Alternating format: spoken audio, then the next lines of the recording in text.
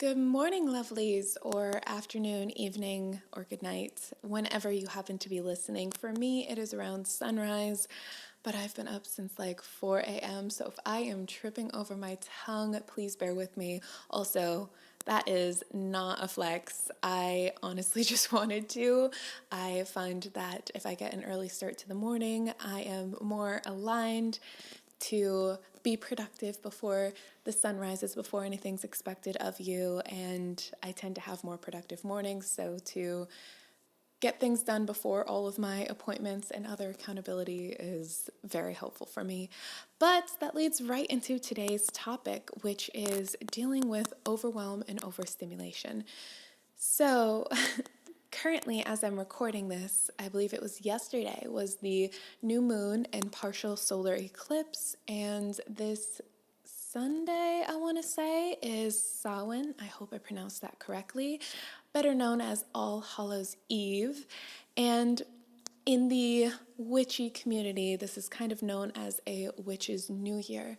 So, with all of the chaos we have all been experiencing, I know so many people have had babies and gotten married and everything in the second half of this year, and also specifically this month in October, I feel like so many people have gotten sick or overbooked themselves or have just been overwhelmed or overstimulated. Ooh, I told you, it is early for me. My brain is not working. Anyway, so I wanted to talk about how we can have accountability for ourselves without having too much of that overwhelm and overstimulation, and start to plan this new year. And if we have this sort of accountability and this trial and error and this plan here going into November and December, then we won't be trying and failing in the traditional Western New Year in January. We will be a relatively further established new evolution of ourselves. So, about a week or two ago, when I first had an increase in this kind of anxiety response, I sat down to do a Headspace meditation. I adore Headspace. Please sponsor me. I will gladly go on and on about what a wonderful resource this app is. But they spoke about how quickly we receive messages in the media and that we become addicted to these short bursts of dopamine. And especially in my experience and from my research in the last year of learning of my own neurodivergency, that is especially true for neurodivergents who can have a challenge with dopamine responses and reward pleasure centers of the brain. So we become dependent on this and complacent in our day-to-day lives. And I've talked a lot about our mortality and how we are hidden from that, and how in traditional job spaces, in corporate spaces more specifically, we are kind of expected to sacrifice our lifetime and life source energy. And I very much admire this open conversation, especially Gen Z, but a lot of millennials are having with this sense of accountability for self, where we talk about showing up for ourselves the way that we have for everyone else. I mean, in school we're taught it doesn't matter, you shut up, you get ready, you go to school, and we have that sort of respect for really everyone but ourselves. We show up at our jobs that way, and all of this leads to this working for the weekends, working for vacation, working for retirement,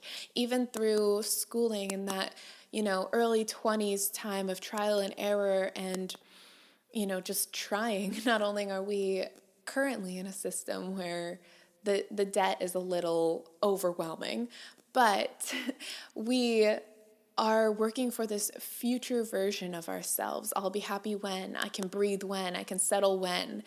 And there is no when. There is no perfect time will you find your perfect person or settle into your perfect house, or when you're ready to have kids, or when your kids are old enough that you can stop worrying. None of these end points are actually really a point that you're going to reach in general, but even if you do, not in the way that you think you are.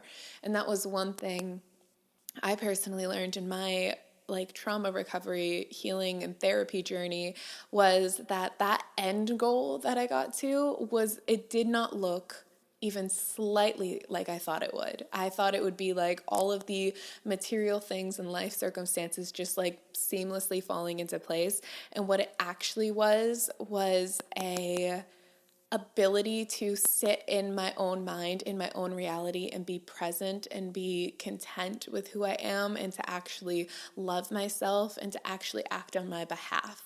So this acknowledgement of how quickly we're receiving this information, like we'll see a post about a tragedy happening somewhere in the world, and then all of a sudden we scroll and we see a video of a baby laughing, and our parasympathetic nervous system's like, oh, okay, everything's fine. Like how when we hear birds singing, we calm down because they don't sing when there's a threat in nature. We're biologically programmed. If a baby's laughing, things must be good. And so we don't get to mentally and emotionally process tragedies or wonderful events. We're constantly, okay, here's a sexy video, here's a funny video, here's a wholesome video, here's a tragedy, and we're just scrolling through our pages, not being able to mentally or emotionally digest anything we're perceiving, and quite rapidly overstimulating our system.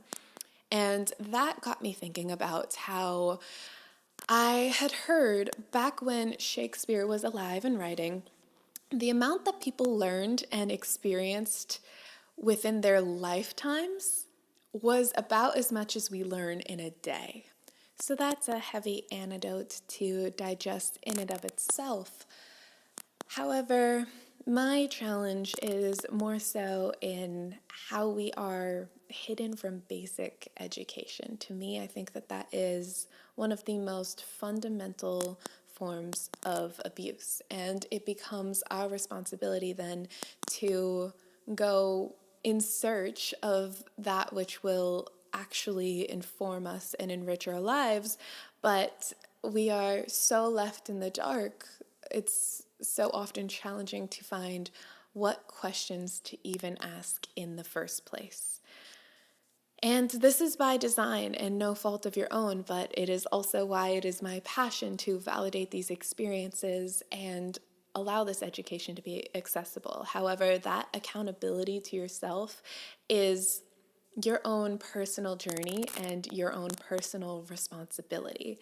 I've talked before about how it will never be your fault, the things that you've experienced, but maintaining a victim mentality is the ego's attachment to what it has already experienced so that it can protect itself and stay safe, but it does not allow for the infinite possibilities of reality and aligning to them, which honestly, I've been so interested in the paper that had won the Nobel Peace Prize this year in physics, and it talks about these laws mirrored in the microscopic in particles, and it's just very cool. And so I've been trying to read through it and journal about it through the lens of sociology and psychology, just because that is what I've invested my emotional and mental attention to in the past decade. And also, again, in that theory of Einstein of like you don't fully know a concept unless you can teach it to a child, teaching it to myself and talking through things and writing through things helps me actually understand them. So it's been a really fun journey. But these are the laws of our universe. One thing I noticed was I am also simultaneously reading 50 Shades of Grey because we're diverse out here. And one thing I had noticed was the author had described feelings of anxiety and excitement in the same way, because I don't think that a lot of us, I mean, I'm not going to speak for her. I don't know what she was thinking was possible at the time of writing this, but I think a lot of us don't really know how to bridge the gap between our desired realities and our living it, our manifested desires. And she had described this anxious feeling as similar as the same, like, oh, I had like sweaty palms and my stomach was turning and like all of those things, the same as this excitement, right? And I realized that people don't really understand the concept of embodying the frequency of being the person who would have that. So the character of Anastasia in the book had to go through this process where she stopped seeing Christian as better than her, stopped pedestaling him, stopped, seeing him as greater, as herself as less worthy, and thought of this as a potential reality, realized that he could want her just as much. And it was in allowing energy to charge that reality that made it a possible outcome. However, even though the character had to go through this fundamental shift from anxiety to excitement, because we can't even conceptualize of something that does not exist within the laws of our universe, the author still wrote it as the same feeling, because we don't always understand the energies at play. So one thing I've learned this year, mostly by actually keeping a log of my experience and proving with evidence to my very stubborn ego how exactly the world works. But what I've been doing is I have this manifestation log. So I will write down the intention I set, when I set it, how it comes to fruition within the 3D, and when it does that. And what I had noticed was how it came to fruition and when it came to fruition as soon as I followed the last step of manifestation, which was detachment, which is one that I think we all can struggle with at times, because how can I stop wanting what I want? And my personal philosophy, I feel our desires are our destinies calling out to us, that they spark something within our soul for a very intentional reason, which I'll get into in a moment. But how do we stop wanting what we want? And that is not the key. It's not about not wanting those things, because of course we do. They're meant for us. It's about trusting it so fully that you don't even concern yourself. It's not where is it, how is it coming, when is it happening, because that is the frequency of lack. If you think about them as paths, if you are searching, the end of that path is continuously searching. That is the frequency of that reality. But the frequency of trusting, of believing it to be true, of embodying the version of yourself that would already have that thing, that path ends in the obtaining of that thing. So with how tired and overwhelmed I was the last couple of days and leading to this solar eclipse, just yesterday and last night and this morning, I found myself ruminating on these very concerned, overwhelmed thoughts. And I kept telling myself, this is feeding that reality. All I need to do is focus on something else. And my ego would step up and be like, well, this is too big of a problem. I can't focus on something else. Nothing else matters as much as this issue. I'm very scared. I'm very concerned. How can I change this? And so I, again, had to have accountability for myself and I meditated, I took a cleansing shower, I listened to some of my favorite music, I listened to some inspirational audios. I was really doing anything to direct my consciousness to a state of receiving, of allowing, because that is how I've made everything from survival, from basic needs, from necessities to abundance and enjoying the luxuries of life, celebrating what a beautiful life. So finally, I had gotten myself in this state and I was doing what I wanted to with my morning, and I had realigned my focus, which took several hours. I was continuing to combat these limiting beliefs, continuing to hold myself accountable and do that hard subconscious psychological work. And finally, I started to feel better, feel more optimistic. I had reminded myself of the truth of my divinity, the reality of our universe, yada, yada, yada. And all of a sudden, I get the urge to check my email because it actually happened to have notifications because I didn't quit the app last time I opened it. And so it had notifications, and I really don't like those little bubbles. And so I try to look at it every time I see them. So anyway, I did that, and I happened to get an email about a possible job opportunity. And I was so worried for days and days and days, and it wasn't until I allowed myself to be happy and to just trust that it will work out that I had a possible opportunity. I don't know what will become of it, and I know that I have several balls up in the air right now, and I have my own priorities, my own interests. I don't know exactly what's going to unfold, but it was a green flag. It was a step in the right direction. So I'm here again to make education accessible, but first and foremost, we need to validate your experience and soothe that very concerned ego, because action exerted for the sake of action is not going to get you anywhere. That's chasing your tail. That is absolutely pointless. We want aligned action. So how do we get aligned? Can't speak this morning. We first focus on the inner work. So last night when I was thinking about, okay, I just watched all these videos about entrepreneurs and what it actually takes to get to this certain goal, and the marketing, the behaviors, the mindset, all of these things, right? And I started actually implementing them in my life. I'm like, what actions could I take? Let me fill out my calendar. Let me, this is how I'm going to research this. And then I'm going to, invest my time and energy here. And I'm going to learn this. And again, I will get into that because I'm not here to gatekeep anything I'm learning, but I also am learning with you. So I'm just sharing the vague bit I do know. But I realized that this overwhelm and overstimulation that I was experiencing before I started, taking the first step of aligned action was researching this knowledge of entrepreneurship, of how do people become successful in the things that they love and the things that they want to do? Because again, it's my belief that our desires are our destinies calling us, and that it's so statistically improbable that you would even be a human, never mind the exact human you are with the exact circumstances you have.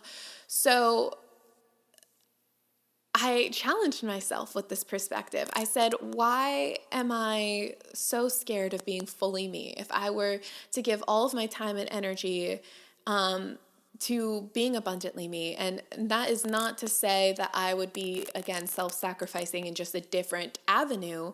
I would be filling my cup so that I could show up as my full self, because that's when I have value, is when I'm fully and uniquely me with my perspective, with my skill set, and when I'm showing up, adding value to the situation. So why is that intimidating to me, to actually look at my schedule with all of these this content of being vulnerable and going to these jobs and being vulnerable and saying oh, I can do this, or I'm enough to do this. Why is that so scary?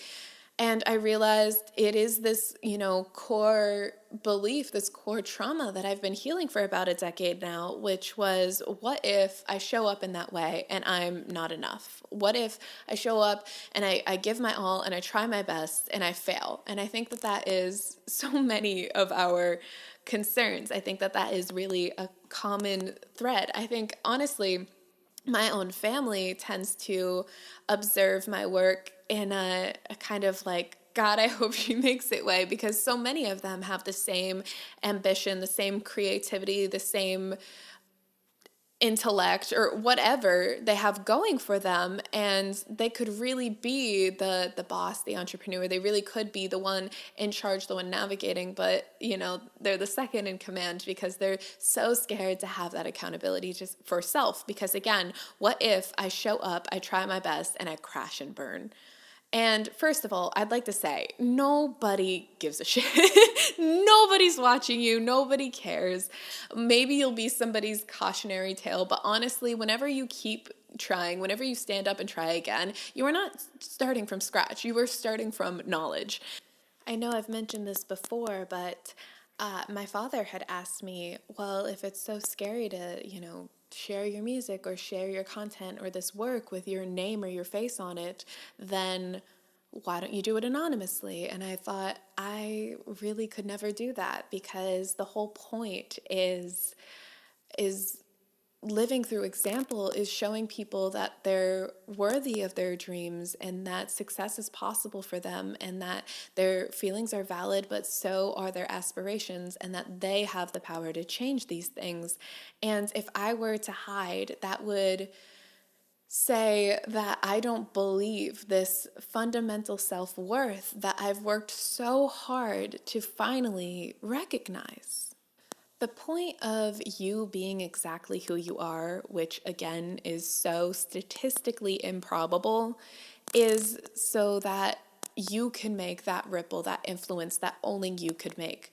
So let me shift your perspective from how scary it is to be me because nobody's ever been me before, so how do I know if it's going to work, to you're uniquely you because nobody's ever been you before, because there was a niche in the universe and the universe filled it with you. It was because you being you was a necessity. There is no coincidence. There was an energetic void that you needed to fill through your family and healing those wounds, from your passion and the job that you're supposed to have. You're supposed to fulfill that space, add a unique perspective to that market.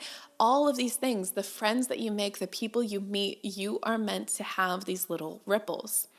So why would you do the world such a great disservice as to be half yourself, as to contort yourself into the shape of what's acceptable to somebody else, as to sacrifice any part of yourself, allow any part of yourself to be on the chopping block?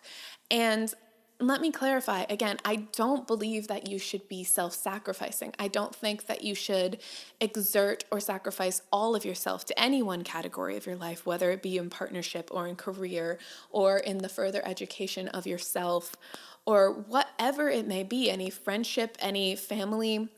I don't think you should be self-sacrificing. I think that you should nourish yourself, fill your own cup, and have that overflow where your abundant joy and celebration of life itself, your true, genuine happiness, starts to feed the souls of others and inspires them to ascend to such a vibration where they can do the same for themselves.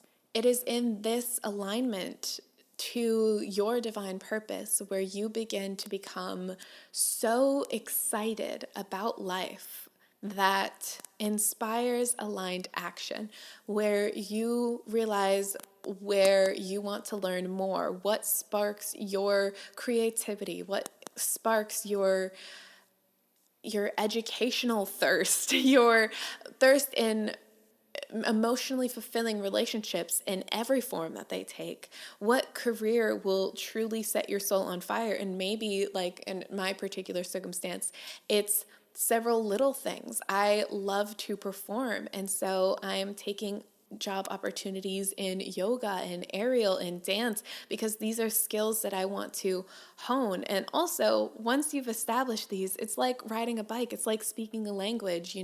You have to get that little rust off, but you will always have these, not only in your resume, but in your mind, in your spirit.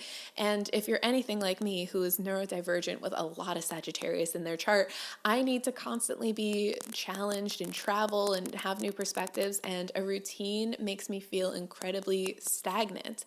For me to create new content that's actually nourishing for people, for me to have different perspectives, I need to read different books. I need to go different places. I need things to change so frequently that it's inspiring, it's invigorating. And don't get me wrong, I have things that I need forever as well. Like, I am a very loyal and committed person. I need lifetime like friendships and relationships, but I also am not naive enough to detach my own self-worth or value to any of those things externally. I will, have unconditional love for you always. For unconditional love is I cannot love you, like I cannot harm you without it harming me, because that is, unaligned. However, you can still have boundaries. You can still respect people because, again, you wouldn't be harming them if you respected their boundaries, which is something so many people need to learn. But, I will always have love for people in general, and the people in my life, especially those that are mutually fulfilling. And I will show up for them in absolutely any way I possibly can. But it's about acknowledging that you have this moment with them, and that's what's guaranteed, and to celebrate who they are and the union you have in this moment for what it is. And hopefully not hopefully, it's literally universal law, but that joy and abundance and gratitude to the universe, which is the only frequency that the universe does acknowledge, is gratitude. It will just keep nourishing and fulfilling itself with that reality, whether it take that exact form or not. So again, if you are scared of like, oh my gosh, I don't have enough money to pay my rent this month, well, focus on, I had enough money to make this like really bomb ass dessert the other night. Or my friend came over and, talked about that challenge at work, and they just made me feel really seen and really safe. And I'm just so grateful for them. And you know what? It's very possible that I could, find some money. I could stumble across it. I could win the lottery. Like, all of these infinite possibilities, these infinite channels are open. And it's not for me to decide the how. It's for me to recognize the what and the why. And maybe you'll get inspired to take action. Maybe in your heart, you're like, you know what? I've been working really hard for a really long time. Maybe I should ask for a raise. Or maybe it's just the trust in that lets the guy in front of you pay for your coffee and muffin, and you have that extra $10, and that's exactly what you needed for the rent. It's, again, not up for us to decide the how.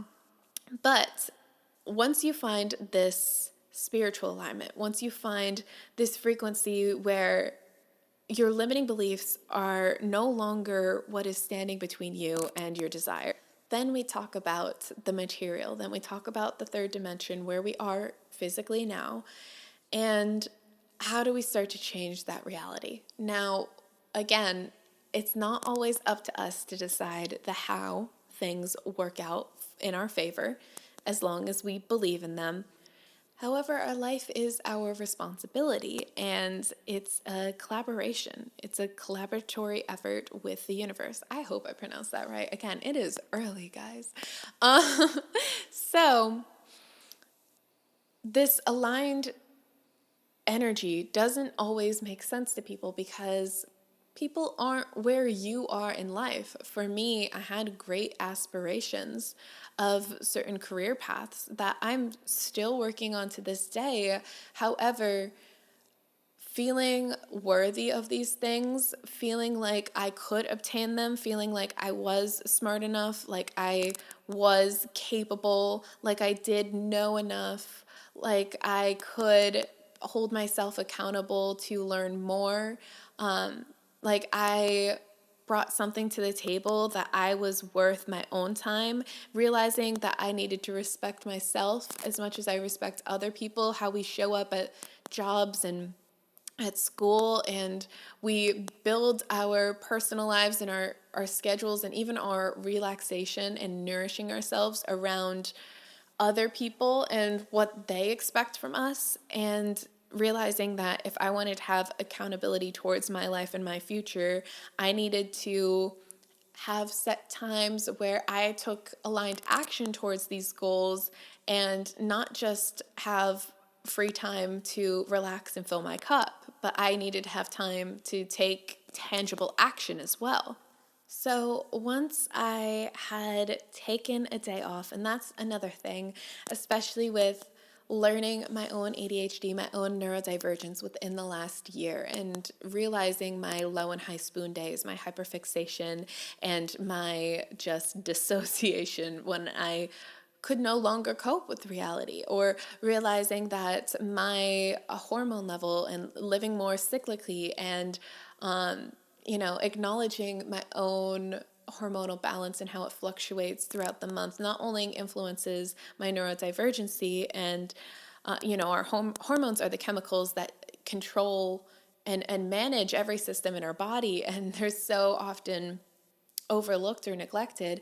So realizing that being biologically feminine also made it so that I'm fundamentally different every single day of the month, and realizing that like in other countries they had menstrual leave for that week because like if you look at someone biologically male, they go through a 24-hour cycle where their hormones are replenished, and so what would be their menstrual cycle when their hormones are the lowest, they would be asleep replenishing those. And so finding that there are diets and herbs and sleep regimens and even physical exercise and even when you should be more social or more focused on work, and all of that is, forever changing for those like me. And,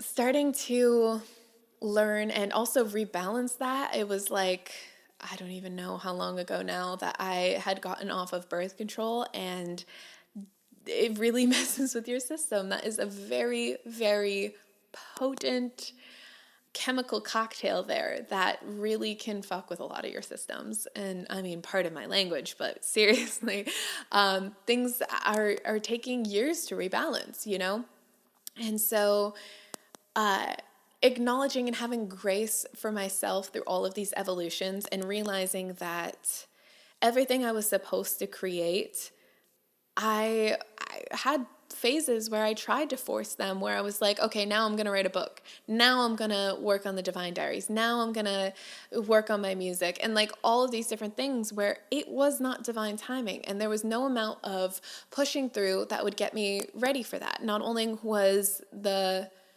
receiver, was my like audience or people who would consume this, ready for those messages at that time. It was not time for that to exist, but I also wasn't ready to create it. There was more healing. There was different perspectives. There was different things I needed to add to that. And that can be frustrating, and that can have you consistently produce this mindset of lack. But one thing I had learned from, again, reading this paper, and I'm just scratching the surface. I'm on like the first couple of pages of this, the paper that won the Nobel Peace Prize in physics this year, was there are like two different types of entanglements, where there's this like cosmic dance that really never ends, where the polarities are balanced. And it reminds me of a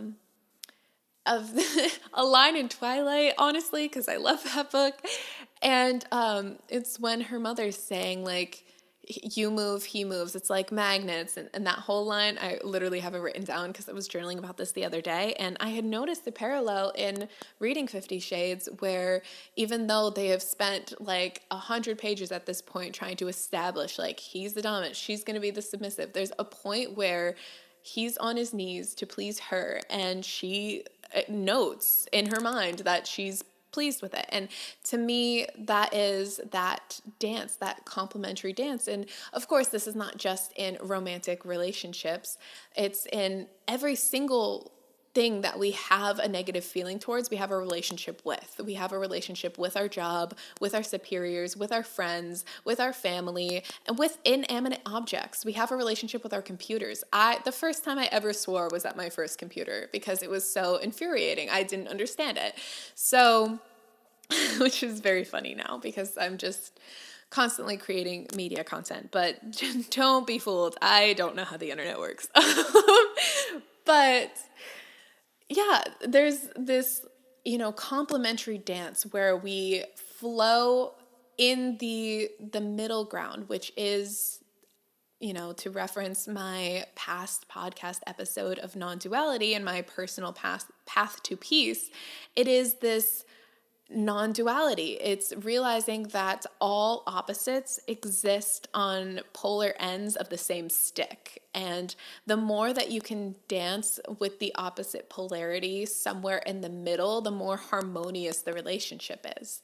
But on the other hand, there are polarities that repel each other so strong that it seemingly splits into two different realities. And I've had relationships like that as well, where there is no middle ground. And not to say that universally there isn't, because if you're feeling negative emotion, it means you're viewing this thing as different than, your higher self, consciousness, source, God, whatever you want to call it, is seeing it. So for example, and the example that's coming to mind for me is okay, if you've been abused by somebody, for example, your realities can be fundamentally different because they have to justify that behavior in their heads. So what you view as your experience and the why and the how and what actually even happened sometimes could be two different realities entirely.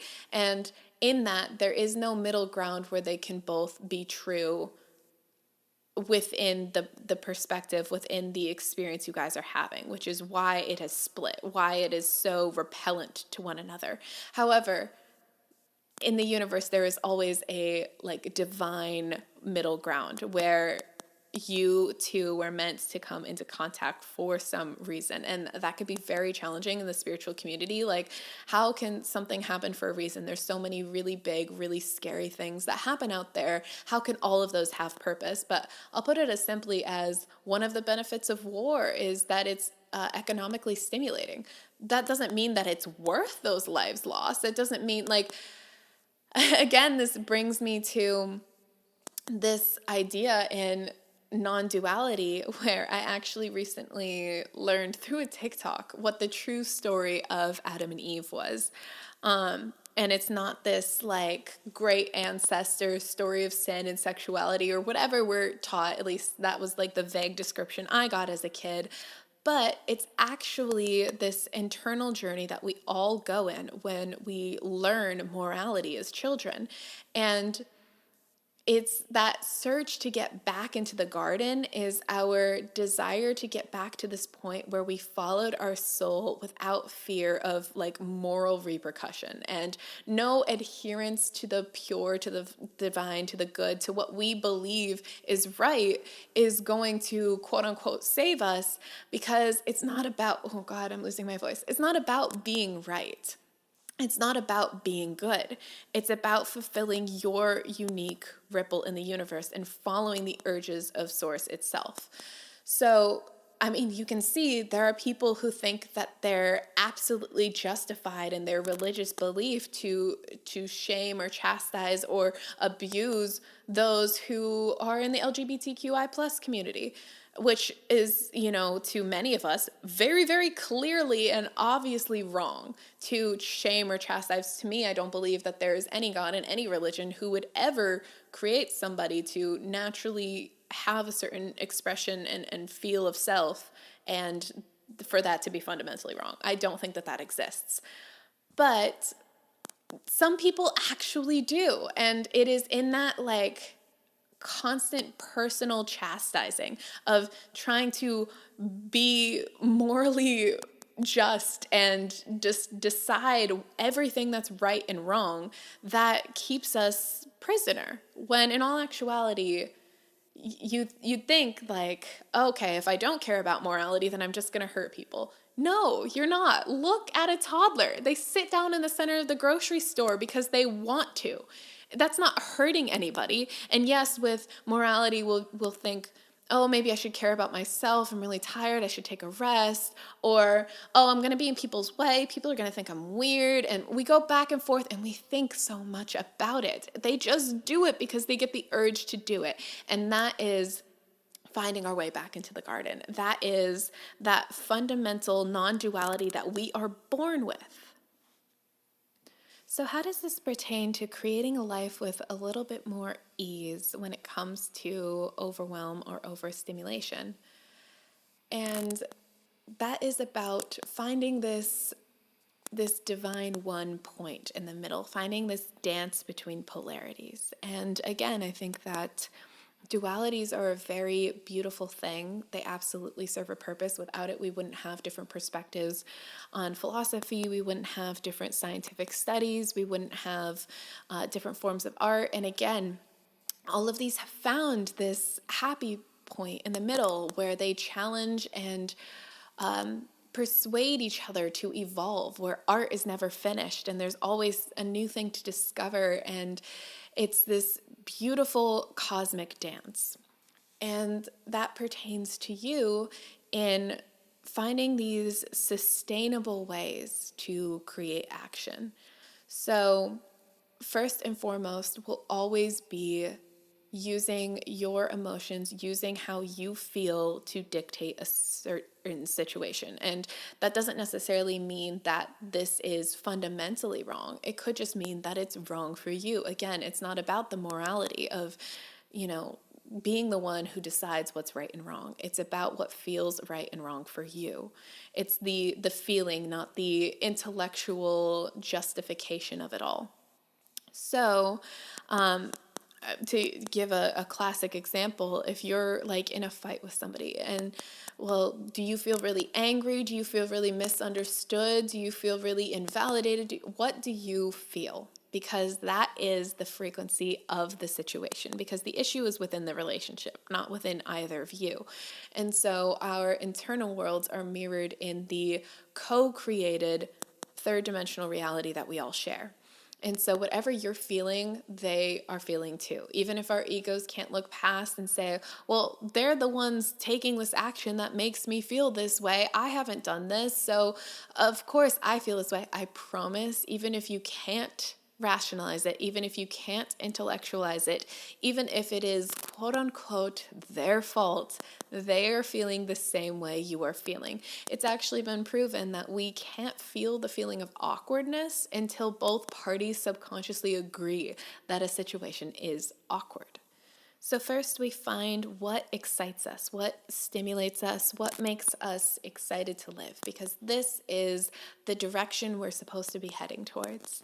And then we visualize it, we feel it, we imagine all of the best possible outcomes, and we put the most attention, we put the most meditative focus on the visualization that feels the most authentic to us, what makes us feel most at home, most aligned, most happy. And this is going to be very unique. For example, I have a family member who's like relaxation, Zen music is this like beachy Jimmy Buffett, and to me, I can't stand it. It gives me a headache. I can't stand it. But my music is very like moody, indie, and it's very depressing to them. So again, this is going to be such a unique experience. And I think that is the beauty of our generation really getting the privilege to finally unpack the mental and emotional that's been neglected for generations is, there's not going to be this physical like, hey, Grandpa built a skyscraper, go look at it. It's a tangible thing you can see. But we're doing decades of mental and emotional work that like it can be really invalidating that other people can't always see it or understand it. But then anybody with a mindful observance outside of their own reality for like 2 seconds will see your unbridled joy and celebration of life, and that will be enough. So, I digress. you feel this feeling, you feel it really strong, and now you focus on believing that it is a possible outcome. So, are there any limiting beliefs arising? Do you believe that you're truly and fundamentally worthy of this thing? Do you think it's possible for you? Do you think you're capable of getting there? Do you think, like, oh no, is somebody better than me? Like, all of these things, address them. Keep asking why. Get to the core, even possibly when this was established. Challenge those beliefs. And then feel what you're inspired to take action towards. Do you need to learn something about this? Do you need to better understand it? Do you need to have a mentor? Do you need to go and live some of this experience? Do you need to attract more resources? What do you need to focus on?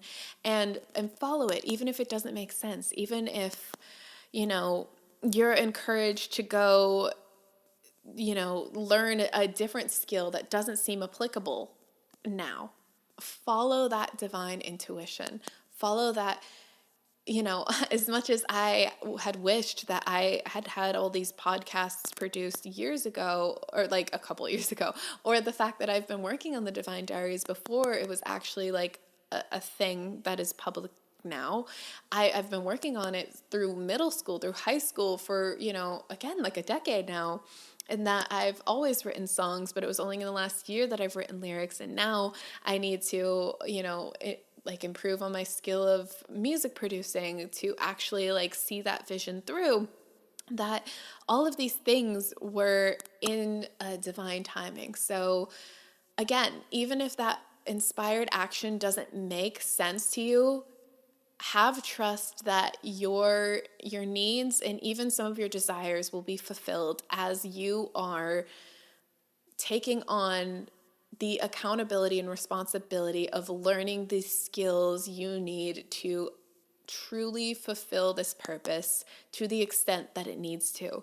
Because this exact ripple in humanity's consciousness, this exact purpose you have, needs you to be showing up as you.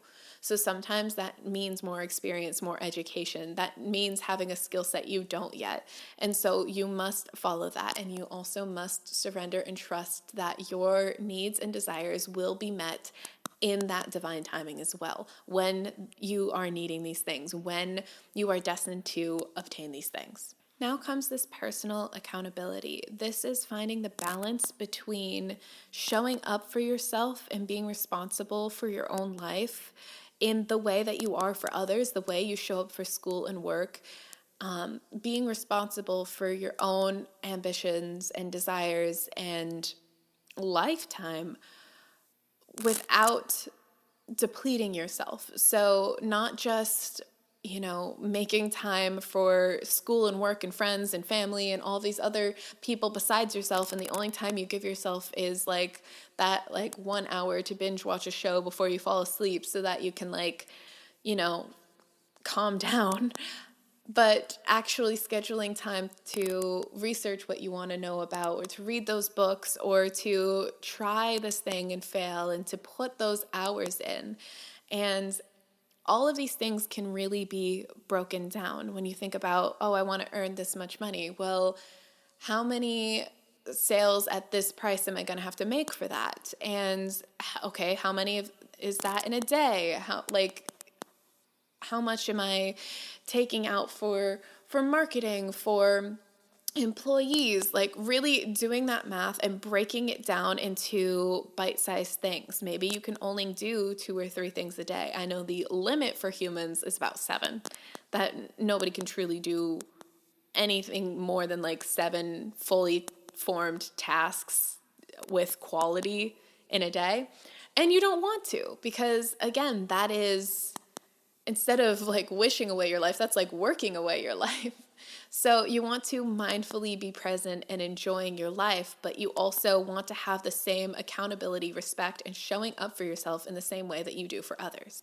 All while acknowledging that this is going to be messy, that it's going to look confusing, that you're going to crash and burn, and that possibly people are going to see you crash and burn, that the only way to start is to start from the bottom.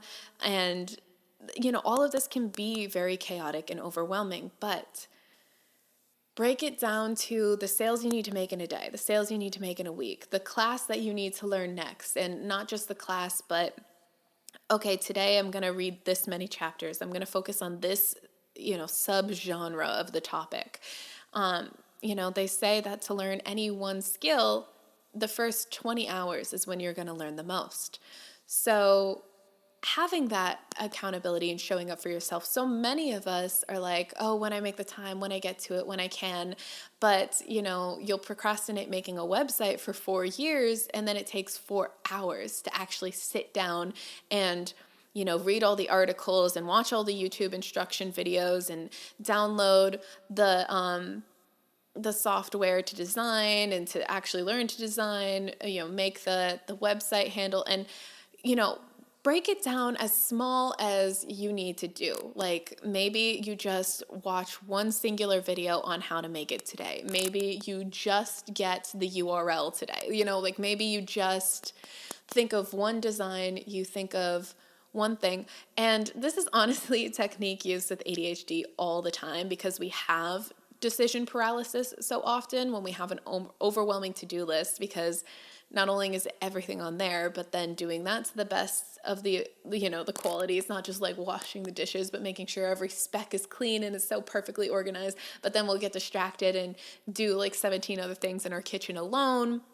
So we get this kind of paralysis, and really breaking it down to saying, okay, all you have to do is fold one pair of pants, and that momentum makes us, I can't stand an unfinished task. Just as I said earlier, I couldn't stand notifications on my my little mail app thing, and so I had to click on it.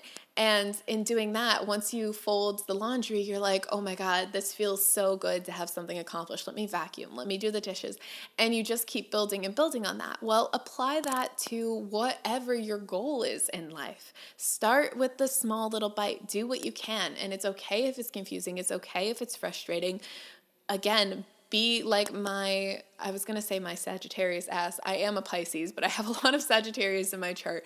Go take a little road trip, go on a little adventure. I know for me, I really like, filming and taking photos the places I go. And so, sometimes it's more of a burden to be accommodating to those I'm with. So if I could go alone and I can, spend as much time getting all these different angles and doing whatever I want, then that's really mentally, emotionally, creatively fulfilling to me personally. And so, that's one tool I utilize as a neurodivergent, and I talk about establishing habits and systems as a neurodivergent in another episode. But that bounce back and forth between what takes cognitive functioning and what doesn't. The fact that I constantly freestyle, dance, and sing to contrast my mental awareness on something, or honestly, finding ways to multitask that aren't, depleting or splitting of energy. Like when I am on a walk, I might listen to an educational podcast, or while I'm doing the dishes, I might, save the video edit I was doing, and it needs to save for 20 minutes, so I won't be able to be on that device anyway. So honestly, this is finding the constant evolution that is necessary for you as an individual with your goals. And there is no one way to do it. There is no right answer. It's just about showing up and trying new systems. And I find that, again, accountability is key, and your emotional state is key. So first of all, having a journal, I ask myself at least once a week, or I try to. I was just thought to myself, maybe I shouldn't claim that when I make mistakes, but I try my best to ask what worked, what didn't, and what could I do differently next time. I also try to keep a planner where I write down all that I intend to do in a day and all that I actually do, and manage to find patterns in my high spoon days and my low spoon days. Where am I hormonally? What am I expecting of myself? Why did I procrastinate this task? Can I make it more manageable? What is scary about this? And again, constantly focusing on how I feel and nourishing that. Also, I found I'm just getting into my tips for my other episode, but romanticizing tasks like making a cup of tea, putting on a cozy outfit, maybe even having like a study playlist or something. Having these things that make it enjoyable, because again, we're not working towards an end goal here. This is our life. It is about the journey. It's not the obtaining of any career or relationship or home or any exterior outcome that's going to actually bring you the joy, but it's the evolution of self, of developing these skills and this ability to create this life for yourself. It's that pride in yourself. It's that new version of yourself that you become that gives you this sense of fulfillment. The evolution is our purpose, and that is truly what's going to make you the happiest, is to constantly continue becoming more and more who you truly are. So all in all, the key to combating overwhelm and overstimulation is restoring balance. I recognized that last week when I was dealing with a lot of this, I had a lot of limiting beliefs resurfacing and even some little microaggressions that I was like, oh gosh, I've been putting so much of my time and energy into other people. I didn't even get to eat till 4 p.m. And then I calmed down and realized that was a choice I made to give my attention and energy to those people. And maybe I need to have more respect or accountability for my own well-being. And so it is about restoring that balance between showing up for yourself, having accountability, recognizing what you want and taking aligned action towards it, and living the journey and filling your own cup first and feeling truly nourished and excited to be taking this action, because that's what makes it align. That's what makes it actually add value to people, which is what's truly marketable, is adding value for people. So as always, this has been my thoughts on some things. I'd love to hear your perspective. My name is Morgan Daley, and I'm on most platforms. Be kind, be mindful, and have a good day on purpose. Bye.